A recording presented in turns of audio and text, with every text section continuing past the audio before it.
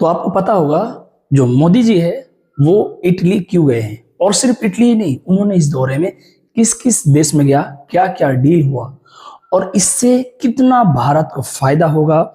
और वो मोदी जी जो हमें मना करके गए हैं कि आप यहाँ पर पेट्रोल और डीजल का किल्लत है इसीलिए घर से मत निकलिए, लेकिन वो देश से निकल के कहीं गए हैं, दौरा में गए हैं। देखिए सबसे पहले अभी जो फिलहाल है वो मोदी जी जो है वो इटली में है, लेकिन सबसे पहले वो यहाँ से गए थे यूएई, और वहां जाके जो वहाँ का प्रिंस है उनसे उन्होंने बातचीत किया। वहां उन्होंने बहुत सारा बातचीत ऐसा जो देश विदेश को लेके, ईरान इजराइल युद्ध के लेके, स्ट्रेट ऑफ हॉर्मुज का नाकाबंदी को लेके उन्होंने सख्त मना किया कि ऐसा नहीं होना चाहिए। तो देखिए अभी फिलहाल इटली में है मेलोनी जी और मोदी जी एक साथ वहां क्या क्या कर रहे हैं। बहुत सारा फोटोशूट से आप जैसे यहाँ देख पा रहे हैं, ढेर सारा अलग अलग एंगल से, अलग अलग पोज से, ऐसा लग रहा है कोई बिछड़ा हुआ दोस्त बहुत दिन बाद मिला है। देखिए जो मेलोनी जी है ये इटली का जो पीएम है वो बनी है 2022 को, 22 अक्टूबर को, यानी 2022 अक्टूबर को ये वहां पीएम बनी। और मोदी जी 2014 को, यानी लगभग अगर हम देखें तो 14 से 5 तक 19 से फिर 24, और 24 के बाद अब आगे है 29 को क्या होगा ये हमें नहीं पता। मोदी जी यहाँ है आपका 2014 से और मेलोनी जी है 2022 से। देखिए आगे का यहाँ जो है सबसे पहले इलाके के उद्योगपतियों से मिलेंगे मोदी जी, यानी आज जो दौरे में है, मैं आज का बात कर रहा हूं, वहां किन किन लोगों से मिलेंगे। यहां लिखा हुआ है पीएम मोदी इटली के बड़े बड़े उद्योगपति और कारोबारी नेताओं से भी मुलाकात करेंगे। इस बैठक में निवेश, मैन्युफैक्चरिंग और भारत में नई औद्योगिक पार्टनरशिप पर चर्चा होने की संभावना है। यानी भारत और वहां के जो बिजनेसमैन है वो उनको कनेक्ट करने वाले हैं। वहां के बिजनेसमैन को ये बात मोदी जाके बोल रहे हैं, समझा रहे हैं कि आप आइए भारत में निवेश कीजिए, ये बहुत अच्छा मार्केट है, बहुत सेफ और बड़ा मार्केट है, आप यहाँ आइए। पीएम मोदी और जॉर्जिया मेलोनी मिडिल ईस्ट तनाव, रूस यूक्रेन वॉर, इंडो पैसिफिक की सुरक्षा, एनर्जी सिक्योरिटी और ग्लोबल सप्लाई चेन पर भी बात करेंगे।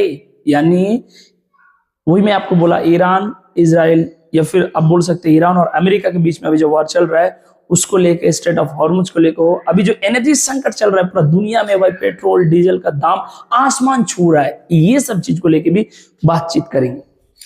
अब देखिए यहां पर है कि प्रधानमंत्री जो है इस दौरे में कहां कहां गए, किस किस देश में, बस थोड़ा सा रिव्यू के लिए देख लेते हैं किस किस देश की यात्रा पर गए हैं। 15 से लेकर 20 मई तक ये 5 देशों की आधिकारिक विदेश यात्रा, यानी 15 से लेकर 20 तक ही, यानी आज तक ये लास्ट यात्रा है।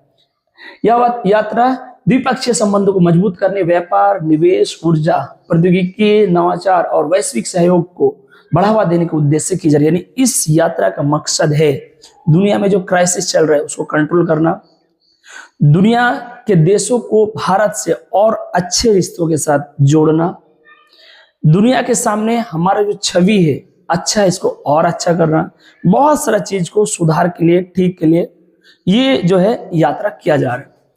इस यात्रा में सबसे पहले मोदी जी गए थे संयुक्त अरब अमीरात यानी यूएई। अब देखिए यूएई जाने के बाद, यूएई के बाद उसके बाद जो है 15 तारीख को सबसे पहले यहां से यूएई गए थे। मुख्य एजेंडा था ऊर्जा सहयोग, व्यापार और निवेश, प्रौद्योगिकी और नवाचार पर भारतीयों से मुलाकात, जो भारतीय वहां पर रहते हैं उनसे मुलाकात किए। उसके बाद जो ऊर्जा को लेकर संकट चल रहा है बातचीत की, क्योंकि अगर यूएई चाहे तो हमें इस संकट से निकाल सकता है, क्योंकि वो बहुत ज्यादा सप्लाई करता है ऑयल का, पेट्रोल डीजल का। तो अगर हम उनसे अच्छा रिश्ता बनाते तो हमारे लिए फायदा है, हम वहां से पेट्रोल डीजल कम दामों में मंगा सकते हैं। नीदरलैंड उसके बाद पहुंच गया मोदी जी, जो 16 मई 2026 को। मुख्य एजेंडा था व्यापार और निवेश, जल प्रबंधन और टिकाऊ विकास, कृषि और खाद्य सुरक्षा, नवाचार और स्टार्टअप सहयोग।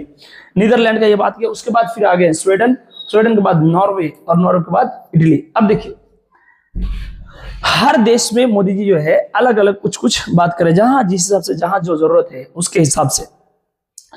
अगर देखा जाए, देखिए डिजिटल ट्रांसफॉर्मेशन की बात किया स्वीडन में, यहाँ पर ऊर्जा नवीकरण, समुद्री और ब्लू। और स्वीडन, नॉर्वे में एक जो है वहां 18 तारीख को मोदी जी गए, यानी आज 20 तारीख है, 19 और 20 को इटली में।